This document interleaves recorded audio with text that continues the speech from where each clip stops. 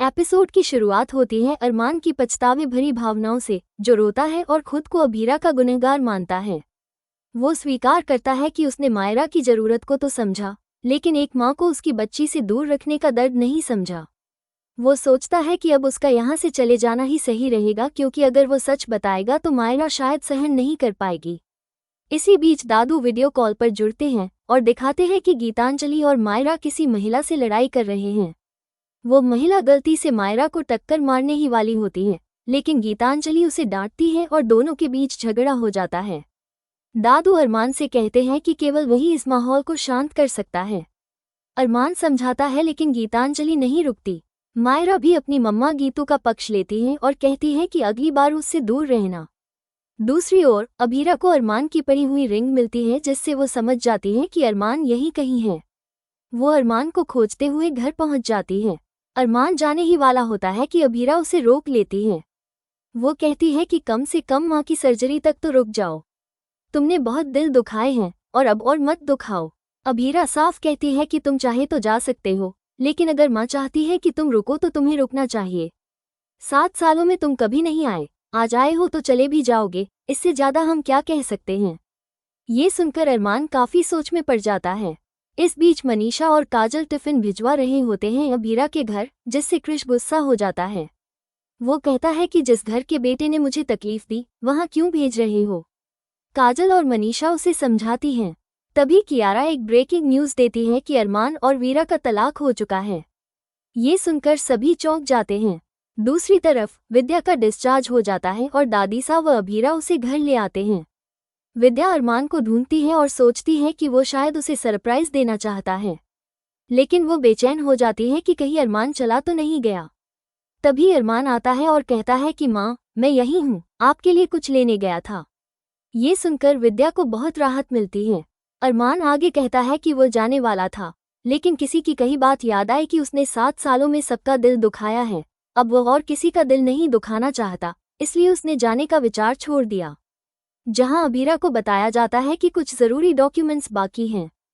पहले तो अभीरा मना कर देती है, लेकिन दादीसा नाराज हो जाती हैं और समझाती है कि माँ की देखभाल वो और अरमान कर लेंगे। अरमान भी हामी भरता है और कहता है, तुम जाओ अभीरा, मैं माँ का ध्यान रखूंगा। फिर अभीरा अपने काम पर निकल जाती है। जैसे ही अभीरा निकलती है, अरमान नोटिस करता है कि वो अपना फोन भूल गई है। वो आवाज देने ही वाला होता है कि दरवाजे पर गीतांजलि खड़ी मिलती है। अरमान हैरान रह जाता है, लेकिन गीतांजलि बताती है कि वो विद्या आंटी के लिए ताज़े लड्डू लाई हैं और सर्जरी की खबर सुनकर मिलने चली आई।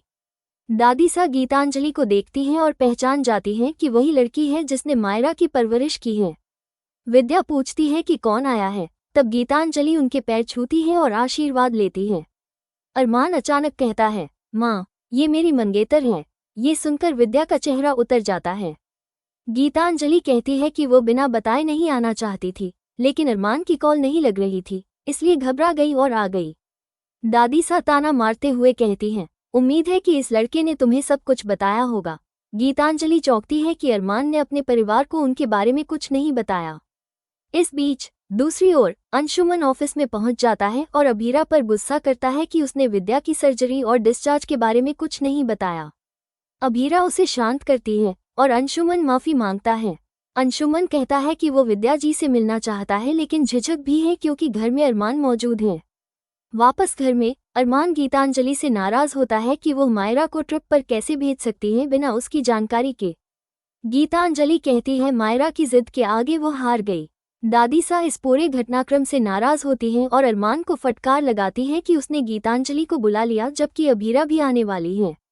दादीसा की बातों को सुनकर दूर खड़ी गीतांजलि सब कुछ सुन लेती है कि अरमान की पहली पत्नी यानी अभीरा इसी घर में रहती है और यह बात गीतांजलि को नहीं बताई गई।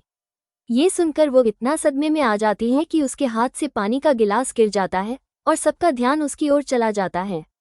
दूसरी ओर अभीरा और अंशुमन साइकिल से घर की ओर बढ़ते हैं।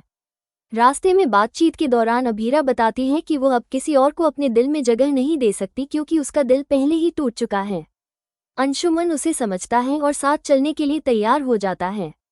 घर पहुंचने पर अभीरा और अंशुमन जैसे ही अंदर आते हैं, गीतांजलि उन्हें देखती है और तुरंत कहती है कि अब उसे यहाँ से जाना है। अंशुमन भी कहता है कि बाहर बहुत तेज बारिश हो रही है, लेकिन गीतांजलि ठान चुकी होती है कि वो और नहीं रुकेगी। आज के एपिसोड का अंत होता है एक भावनात्मक टकराव पर, जहां सबके राज धीरे धीरे सामने आने लगे हैं और तीनों किरदार अभीरा, अरमान और गीतांजलि एक बड़े मोड़ की ओर बढ़ रहे हैं।